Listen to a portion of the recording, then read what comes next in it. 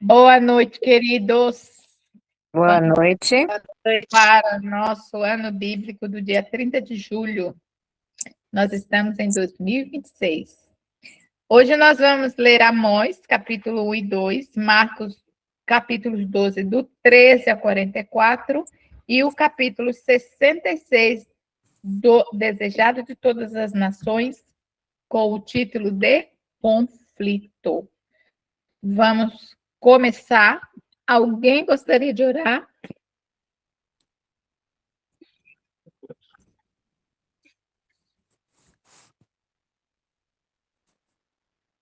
Oremos, então. Glorioso Deus, muito obrigada, Senhor, por mais esse dia que o Senhor nos concedeste, por mais esse dia que finalizou, com muitas demandas, muitas correrias, mas até aqui o Senhor tem nos ajudado. Louvado seja o teu nome. Muito obrigada por mais este dia novo, com uma página em branco que o Senhor tem nos ofertado, para que possamos continuar firmes e fortes pelo poder do Espírito Santo. Simplesmente te obedecemos. Não importa a nossa opinião, importa o assim diz o Senhor. Muito obrigada, Pai. Fica conosco, vamos abrir a tua palavra neste momento. Que os teus anjos aqui estejam no meu lar, no lar de todos os irmãos que aqui vão entrar, para a honra e glória do teu nome. Aqueles que não conseguirem entrar hoje, mas o Senhor sabe todas as coisas, abençoa-os, e o Espírito Santo também ali esteja com eles. Dá-nos a tua paz, perdoa-nos e nos ajude a não pecarmos contra ti, em nome de Jesus. Amém. Amém. Quem gostaria de ler? Eu Amós. já vou começar. Pronto. Amós 1. Palavra que Amós... Peraí só um minutinho. Desculpa. Palavras que Amós, criador de ovelhas em Tecoa, recebeu em visões a respeito de Israel, 2 anos antes do terremoto. Neste tempo, Uzias era rei de Judá, e Jeroboão, filho de Jeoás, era rei de Israel. 2. Ele disse: o Senhor ruge de Sião e troveja de Jerusalém. Secam-se as pastagens dos pastores e murcham o topo do Carmelo. Julgamento dos povos vizinhos de Israel. Assim diz o Senhor: por 3 transgressões de Damasco e ainda mais por 4 não anularei o castigo, porque trilhou Gileade com trilhos de ferro pontudo. 4. Porei fogo na casa de Azael, e as chamas consumirão as fortalezas de Ben-Hadad. 5. Derrubarei a porta de Damasco, derrubarei o rei que está no vale de Aven, e aquele que segura o cetro em Bet-Eden. O povo da Síria irá para o exílio em Quir, diz o Senhor. 6. Assim diz o Senhor: por 3 transgressões de Gaza, e ainda mais por 4 não anularei o castigo, porque levou cativas comunidades inteiras e as vendeu a Edom. 6. 6 de Amós 1. Assim diz o Senhor: por 3 transgressões de Gaza e por 4 não retirarei o castigo, porque levaram em cativeiro todos os cativos para entregarem a Edom. 7. Por isso porei fogo ao muro de Gaza, e ele consumirá os seus palácios. Deixa eu fixar minha tela. 8. E exterminarei o morador de Asdod e o que tem o centro de Asquelon, e o resto dos filisteus perecerá, diz o Senhor Jeová. Assim diz o Senhor: por 3 transgressões de Tiro e por 4 não retirarei o castigo, porque entregaram todos os cativos a Edom e não se lembraram da aliança dos irmãos.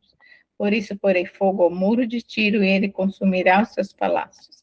Assim diz o Senhor: por 3 transgressões de Edom e por 4 não retirarei o castigo, porque perseguiu seu irmão à espada e baniu toda a misericórdia, e a sua ira despedaça eternamente e retém a sua indignação para sempre.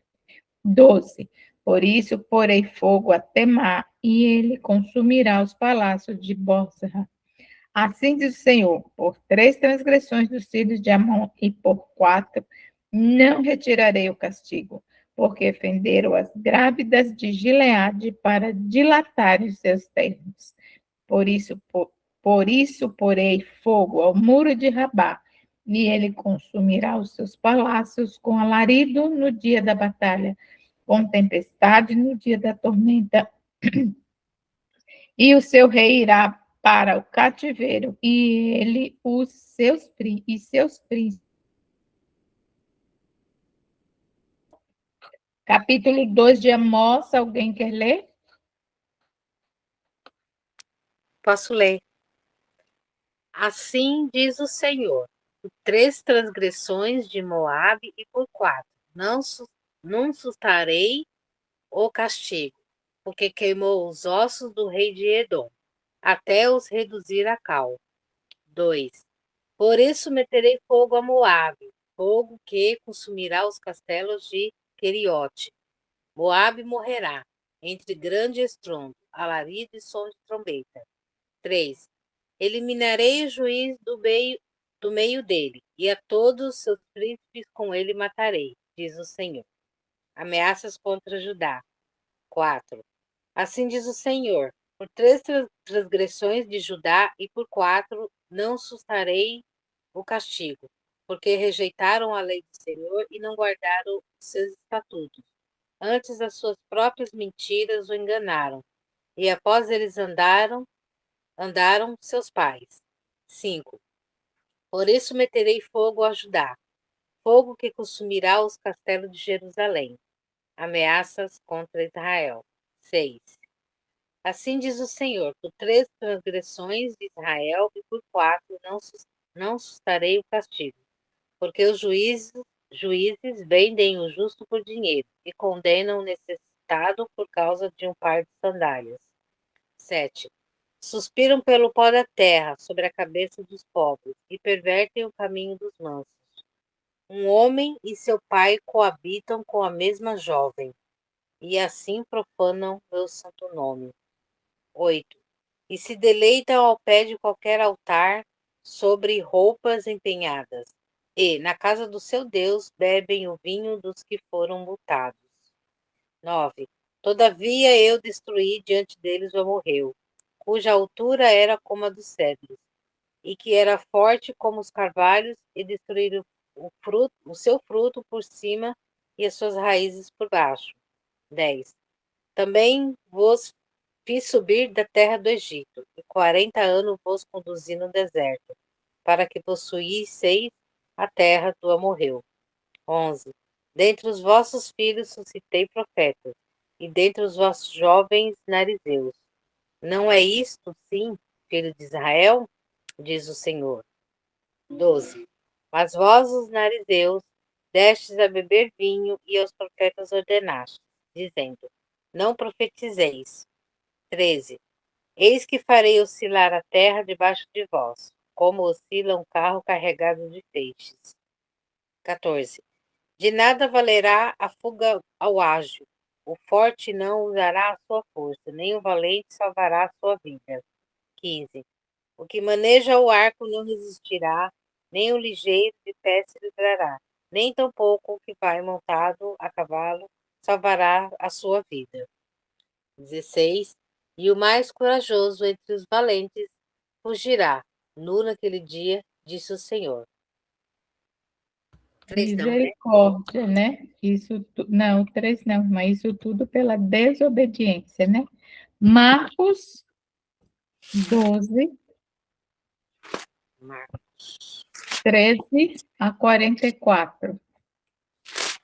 Alguém quer? Olivan vai ler.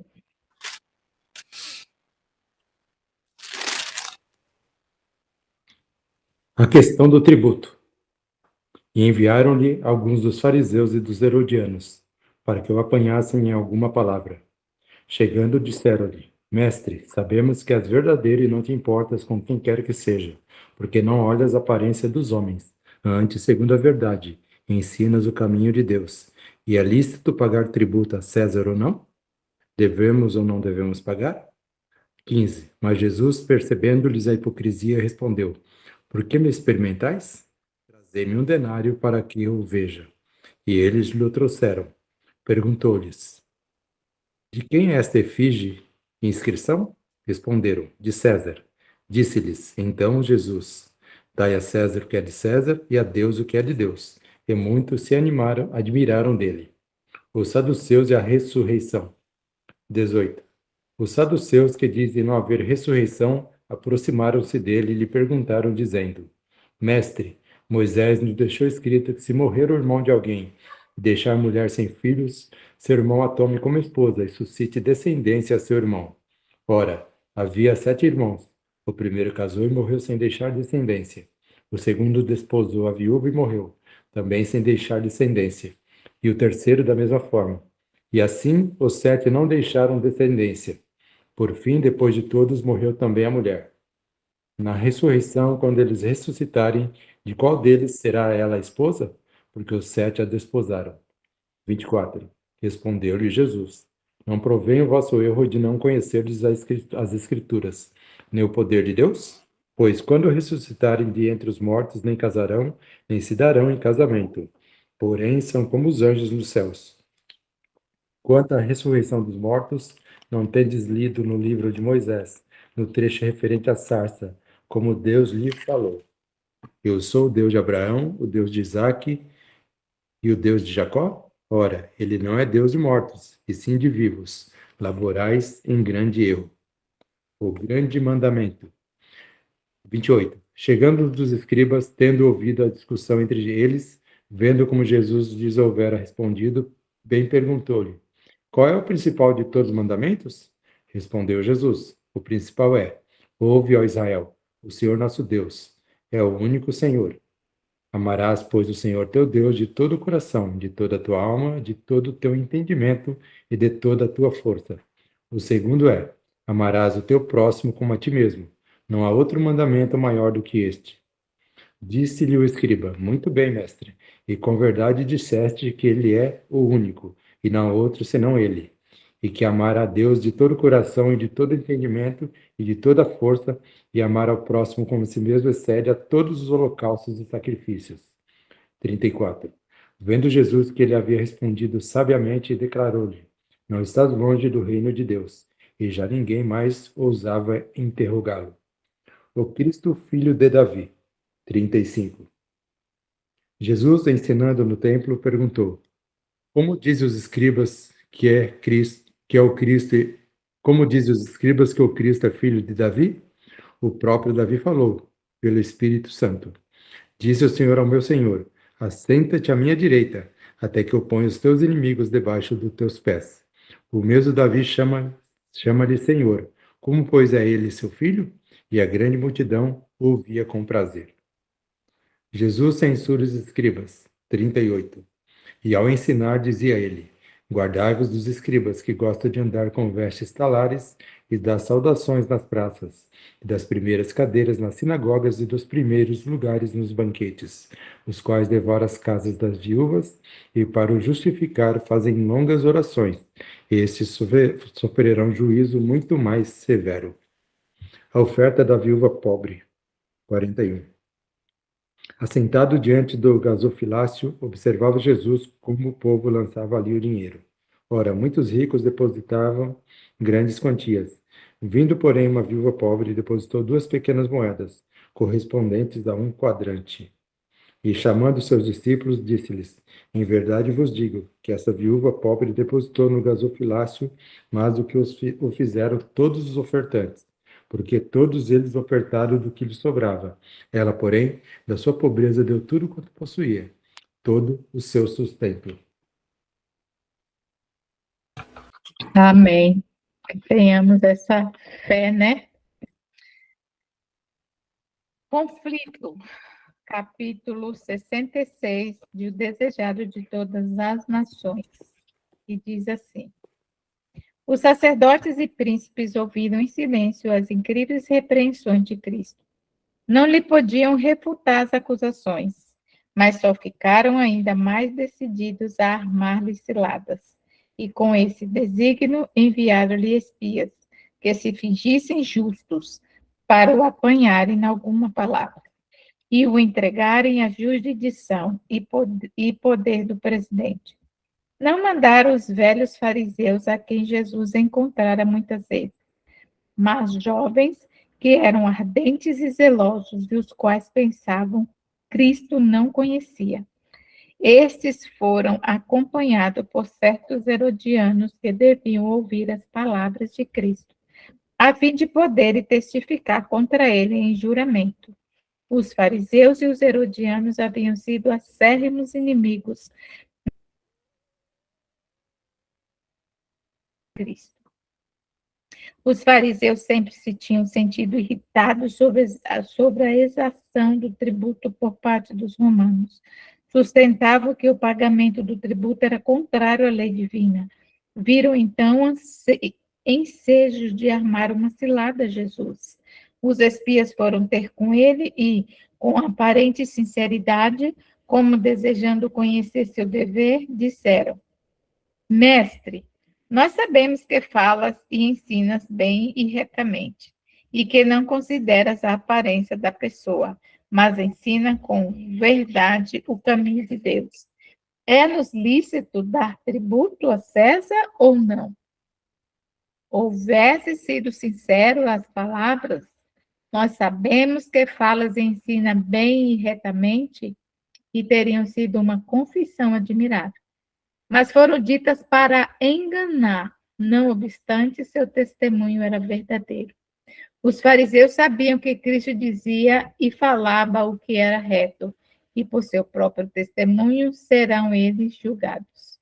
Os que propunham a pergunta a Cristo julgavam haver disfarçado suficientemente seu desígnio, mas Jesus leu-lhes o coração como um livro aberto e sondou-lhes a hipocrisia. Por que me tentais? Disse ele, dando-lhes assim por mostrar que lhes lia o oculto intento, um sinal que não tinha pedido, mas confusos ainda ficaram quando acrescentou: Mostrai-me uma moeda. Trouxeram-la e ele lhes perguntou: De quem tem a imagem e a inscrição? E responderam eles e disseram: De César.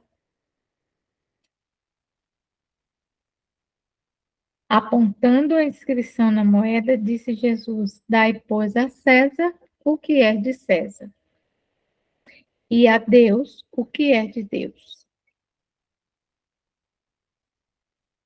Os espias haviam esperado que Jesus respondesse diretamente à pergunta de uma ou de outra maneira. Se ele dissesse: não é lícito dar tributo a César, seria levado às autoridades romanas e preso por incitar rebelião. No caso de declarar lícito pagar o tributo, porém, intentavam acusá-lo perante o povo como contrário à lei divina. Sentiram-se então confusos e derrotados. Frustraram-se-lhes os planos. A maneira sumária por que fora assentada a questão por eles proposta, deixou sem ter que dizer. A resposta de Cristo não foi uma evasiva, mas uma réplica sincera. Segurando a moeda romana sobre que se achava inscrito o nome e a imagem de César, declarou que, uma vez que estava vivendo sob a proteção do poder romano, deviam prestar àquele poder o apoio que ele exigia, enquanto isso não estivesse em oposição a um mais elevado dever. Mas, conquanto pacificamente sujeitos às leis da terra, deviam em todos os tempos manter primeiramente lealdade para com Deus. As palavras do Salvador, dai a Deus o que é de Deus, foram uma severa repreensão aos intrigantes judeus. Houvessem cumprido fielmente suas obrigações para com Deus, e não teria chegado a ser uma nação falida, subjugada a uma potência estrangeira.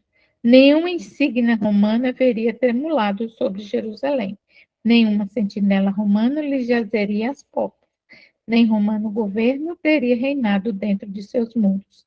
A nação judaica estava então pagando a pena de sua apostasia de Deus. Ao ouvir os fariseus a resposta de Cristo, maravilharam-se e deixando-se retiraram.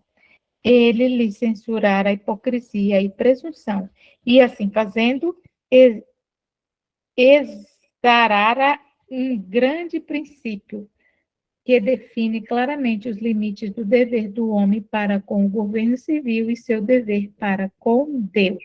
Alguém quer continuar? O Ivan vai continuar. Se quiser, eu continuo. Para muitos espíritos, ficara assentada uma aflitiva questão. Depois disso, Para muitos espíritos, ficara assentada uma aflitiva questão. Depois disso, apegaram-se para sempre ao justo princípio, e conquanto muitos se retirassem mal satisfeitos, viram que o princípio fundamental da questão fora claramente apresentado, e maravilharam-se do vasto alcance do discernimento de Cristo. Tão logo os fariseus se calaram, os saduceus surgiram com suas astutas interrogações. Os dois partidos achavam-se em oposição acerba. Os fariseus eram rígidos, adeptos da traição, meticulosos nas cerimônias exteriores, diligentes em abluções, jejuns e longas orações, exibiam-se no dar esmolas. Mas Cristo declarou que eles tornavam vã a lei divina, pelo ensino de mandamentos de homens como doutrinas. Como classe, eram fanáticos hipócritas. Havia, no entanto, entre eles pessoas de genuína piedade, que aceitavam os ensinos de Cristo e se tornaram discípulos seus.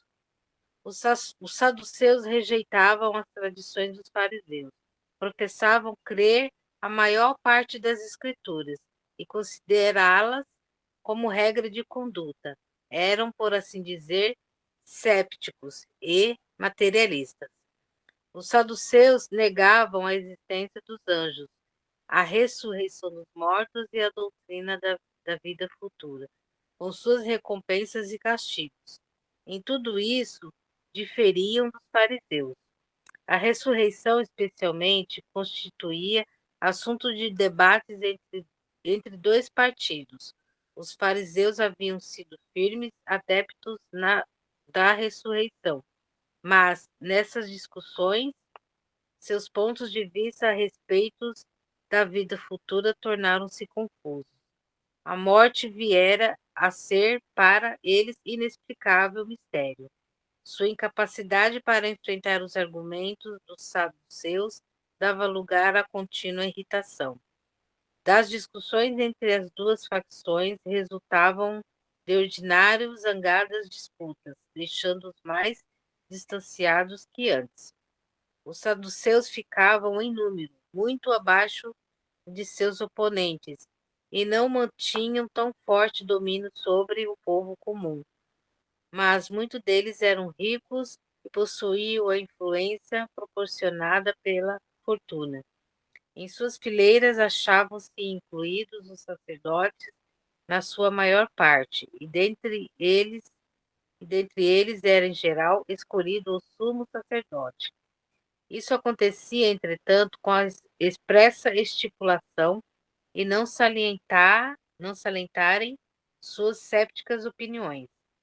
Em razão do número e da popularidade dos fariseus, era necessário aos saduceus condescender exteriormente com suas doutrinas ao exercerem qualquer ofício sacerdotal. Mas o próprio fato de serem elegíveis para esses cargos emprestava força a seus erros. Os saduceus rejeitaram os ensinos de Jesus. Ele era animado por um espírito que não queriam reconhecer tal como se manifestava. E seus ensinos quanto a Deus e a vida futura contradiziam-lhes as teorias. Acreditavam em Deus como o único ser superior ao homem, mas argumentavam que uma providência que tudo rege e uma previsão divina privariam o homem da liberdade moral, degradando-o à posição de um escravo. Era a crença deles que, criando o homem, Deus o deixaria livre para dirigir sua própria vida e moldar os acontecimentos do mundo, que o destino deles estava em suas próprias mãos. Negavam que o Espírito de Deus opera por meio dos esforços humanos ou do meios naturais. Todavia mantinham ainda a opinião de que, pelo devido emprego das faculdades naturais, podia o homem elevar-se e esclarecer-se, que, por meio de rigorosas e austeras exações, sua vida se podia purificar. Suas ideias de Deus moldavam-lhes o caráter, como, segundo seu ponto de vista, ele não se interessava no homem, tinham pouca consideração uns para com os outros. Pouca também era a união entre eles, recusando-se a aceitar a influência do Espírito Santo sobre a conduta humana. Faltava-lhes na vida seu poder. Como o restante dos judeus, vangloriavam-se muito de seu direito de nascimento como filhos de Abraão e de sua estrita aderência às reivindicações da lei, mas o verdadeiro espírito da lei, da fé e da benevolência de Abraão eram destituídos. Suas simpatias naturais estavam encerradas num estreito âmbito. Acreditavam possível a todo homem adquirir os confortos e bênçãos da vida, e o coração não se lhes comovia diante das necessidades e sofrimentos dos outros. Viviam para si mesmos. Por suas palavras e ações, testificava Cristo de um poder divino que produz resultados sobrenaturais, de uma vida futura além do presente, de Deus como Pai dos filhos dos homens, sempre cuidadoso por seus interesses reais. Revelava a operação do poder divino, uma benevolência e compaixão que repreendiam a exclusividade egoísta dos saduceus. Ensinava que, tanto para o bem temporal do homem como para o eterno, Deus opera no coração pelo Espírito Santo. Mostrava o erro de confiar no poder humano para aquela transformação de caráter que só pode ser operada pelo Espírito de Deus. Esse ensino estavam os saduceus dispostos a desacreditar, procurando entrar em debate com Jesus. Estavam confiantes de lhe prejudicar o crédito, ainda que não pudessem conseguir sua condenação. Foi a ressurreição o assunto sobre que preferiram interrogá-lo. Concordasse Jesus com eles, e isso daria ainda mais motivo de escândalo aos fariseus. Diferisse ele, e ridicularizar-lhes iam os ensinos. Os saduceus arrazoavam que, se o corpo havia de compor-se em seu estado imortal, das mesmas partículas de matéria que no estado mortal, então, ao ressuscitar, devia possuir carne e sangue, e reencetar no mundo eterno a vida interrompida aqui na terra. Nesse caso, concluíam, as relações terrenas continuariam, marido e mulher estariam juntos, realizar-se-iam casamentos e todas as coisas prosseguiriam da mesma maneira que antes da morte, sendo as fraquezas e paixões desta vida perpetuadas na vida por vir. Em resposta às suas perguntas, Jesus ergueu o véu da vida futura. Na ressurreição, disse ele: nem casam, nem são dados em casamento, mas serão como os anjos de Deus no céu. Mostrou que os saduceus estavam errados em sua crença. Eram falsas suas premissas. Errais, acrescentou, não conhecendo as Escrituras, nem o poder de Deus. Não os acusou, como fizera aos fariseus, de hipocrisia, mas de erro de crença. Vou continuar, irmã. Tá. Os saduceus haviam se lisonjeado de seguirem as Escrituras mais estritamente que todos os outros homens. Mas Jesus mostrou que não lhe haviam compreendido o verdadeiro sentido. Esse conhecimento devia penetrar na alma, mediante a iluminação do Espírito Santo. Sua ignorância das Escrituras e do poder de Deus, declarou ele, ser a causa da confusão de sua fé e das trevas de sua mente. Estavam procurando pôr os mistérios de Deus no âmbito de seu limitado raciocínio. Cristo os chamou a abrir a mente às sagradas verdades que dilatariam e robusteceriam o entendimento. Milhares de criaturas se tornam incrédulas porque sua mente finita não pode compreender os mistérios divinos. Não pode explicar a maravilhosa manifestação do poder divino em suas providências. Portanto, rejeitam as demonstrações desse poder, atribuindo-o a agentes naturais que menos ainda podem compreender. A única chave para os mistérios que nos circundam é reconhecer em todos eles a presença e o poder divino. Os homens necessitam reconhecer a Deus como Criador do universo. Alguém que tudo ordena e executa tudo. Necessitam de uma larga visão de seu caráter e do mistério de suas instrumentalidades.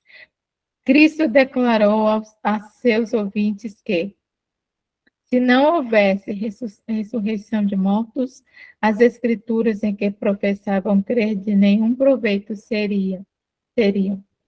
Disse, e acerca da ressurreição dos mortos, não tendes lido o que Deus os declarou, dizendo, eu sou o Deus de Abraão, e o Deus de Isaque, e o Deus de Jacó? Ora, Deus não é Deus de mortos, mas de vivos. Deus reputa as coisas que não são como se fossem. Vê o fim desde o começo e contempla o resultado de sua obra como se ela já estivesse acabada. Os preciosos mortos, desde Adão aos últimos santos que morrerem, hão de ouvir a voz do Filho de Deus e sairão dos sepulcros para a vida imortal. Deus será o seu Deus, e eles serão o seu povo. Haverá íntima e tenra relação entre Deus e os santos ressuscitados. Essa condição antecipada em seu desígnio contempla como se já existisse. Os mortos vivem para ele. Os saduceus foram reduzidos ao silêncio pela palavra de Cristo. Não lhe podiam responder. Nenhuma palavra fora proferida de que se pudesse aproveitar, no mínimo que fosse, para a sua condenação. Seus adversários não haviam conseguido nada senão o desprezo do povo. Os fariseus, entretanto, não desistiram de o forçar a dizer qualquer coisa que pudessem pregar contra ele. Influenciaram certo escriba instruído para perguntar a Jesus qual dos 10 mandamentos da lei era de maior importância. Havia os fariseus exaltado os primeiros 4 preceitos que indicam o dever do homem para com o Criador, como sendo de muito mais consequência que outros 6, que define o dever do homem para com seus semelhantes. Em resultado, falharam grandemente em matéria de piedade prática. Jesus mostrará ao povo suas obras, declarando que a árvore se conhece por seus frutos. Por esse motivo, foram acusados de exaltar os últimos 6 mandamentos acima dos 4 primeiros. O Ivan vai continuar? O doutor da lei aproximou-se de Jesus com uma pergunta franca: qual é o primeiro de todos os mandamentos? A resposta de Cristo é positiva e vigorosa. O primeiro de todos os mandamentos é: ouve Israel, o Senhor o nosso Deus é o único Senhor. Amarás, pois, ao Senhor teu Deus de todo o teu coração, e de toda a tua alma, e de todo o teu entendimento, e de todas as tuas forças. Este é o primeiro mandamento. O segundo é semelhante ao primeiro, diz Cristo, pois emana dele: amarás ao teu próximo como a ti mesmo. Não há outro mandamento maior do que estes. Desses 2 mandamentos depende toda a lei e os profetas.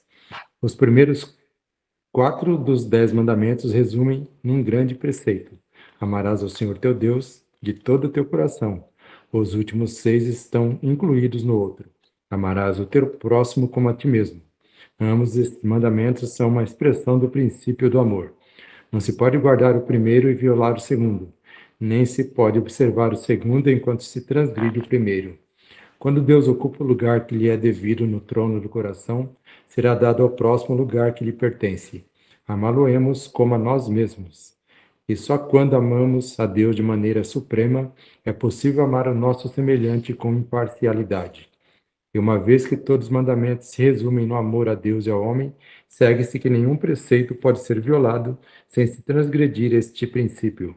Assim ensinou Cristo a seus ouvintes que a lei divina não se constitui de muitos preceitos separados, alguns dos quais são de grande importância, ao passo que outros são menos importantes, podendo ser impunemente passados por alto. Nosso Senhor apresenta os primeiros 4 e os últimos 6 mandamentos como um todo divino, e ensina que o amor a Deus se revelará pela obediência a todos os seus mandamentos. O escriba que interrogava Jesus era bem versado na lei, e admirou-se de suas palavras. Não esperava que ele manifestasse tão profundo e completo conhecimento das Escrituras. Obtiveram uma visão mais ampla dos princípios básicos dos sagrados preceitos. Em presença dos sacerdotes e principais congregados, reconheceu sinceramente haver Cristo dado à lei a justa interpretação, dizendo: muito bem, mestre, e com verdade disseste que há um só Deus, que não há outro além dele, e que amá-lo de todo o coração, e de todo o entendimento, e de toda a alma, e de todas as forças, e amar o próximo como a si mesmo. É mais do que todos os holocaustos e sacrifícios. A sabedoria da resposta de Cristo convenceu o escriba. Sabia consistir a religião judaica mais em cerimônias exteriores que em piedade interior. Sentia de certo modo a inutilidade de ofertas meramente cerimoniais e do derramamento de sangue para expiação do pecado, quando destituído de fé, amor e obediência para com Deus e desinteressada consideração para com o homem, pareciam-lhes de maior valor que todos esses ritos.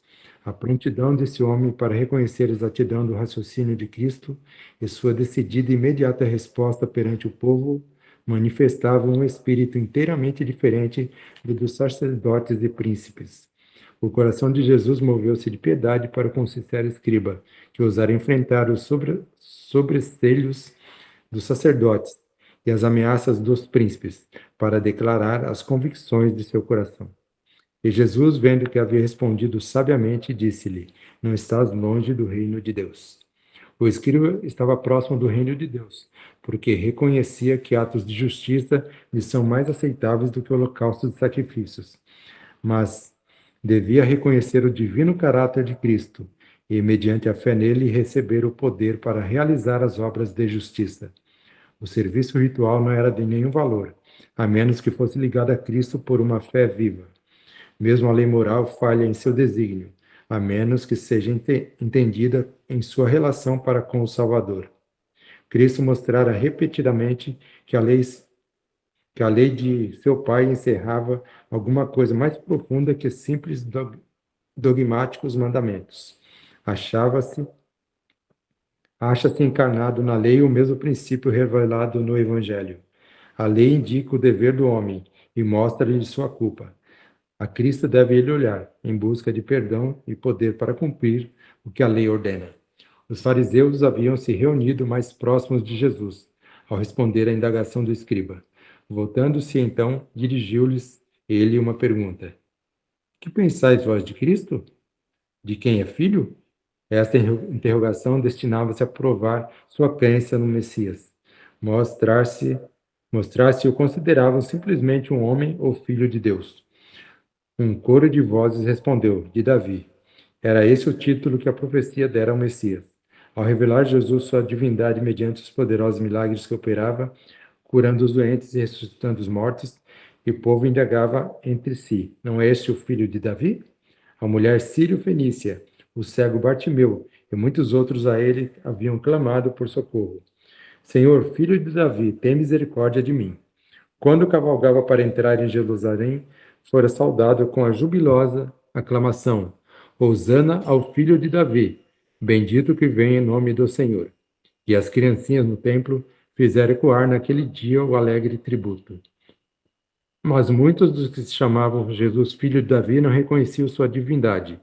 Não compreendiam que o filho de Davi era também o filho de Deus. Em resposta à declaração de que Cristo era o filho de Davi, disse Jesus: Como é então que Davi, em espírito, o espírito de inspiração de Deus, lhe chama Senhor? Dizendo: Disse o Senhor ao meu Senhor: Assenta-te à minha direita, até que eu ponha os teus inimigos por escabelo de teus pés. Se Davi, pois, lhe chama Senhor, como é seu filho?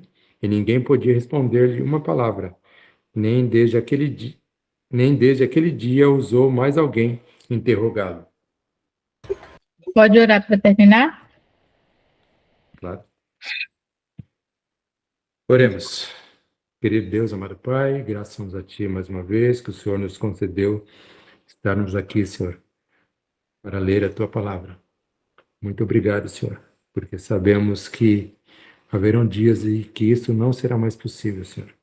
Que nós possamos aproveitar a oportunidade que o Senhor nos deu mais uma vez, nos concedendo o sopro de vida nesse dia que se encerrou e novamente nesse dia que se inicia, Senhor. O Senhor nos guardou, nos protegeu e agora pedimos, Senhor, esteja conosco. Queremos somente te obedecer, Senhor. E é por isso que colocamos mais uma vez nossas vidas em tuas mãos nesse novo dia. Aceita-nos, Senhor, apesar de falhas e pecadores, mas queremos cumprir os teus desígnios, Senhor. Sabemos que de nada somos capazes, mas confiamos em Ti, Senhor, e colocamos nossas vidas em Tuas mãos. Vem conosco, nos dá a Tua paz, Senhor, possamos ter um sono revigorante e que o Senhor possa estar conosco novamente nesse novo amanhecer, nos dando mais uma oportunidade para provarmos o Teu caráter, Senhor. Vem conosco, nos dá a Tua proteção e guarda. Perdoa os nossos pecados e nos ajude a não pecarmos contra Ti. É em nome de Jesus que oramos e agradecidos somos. Amém, Senhor. Amém. Louvado seja Deus. Amém.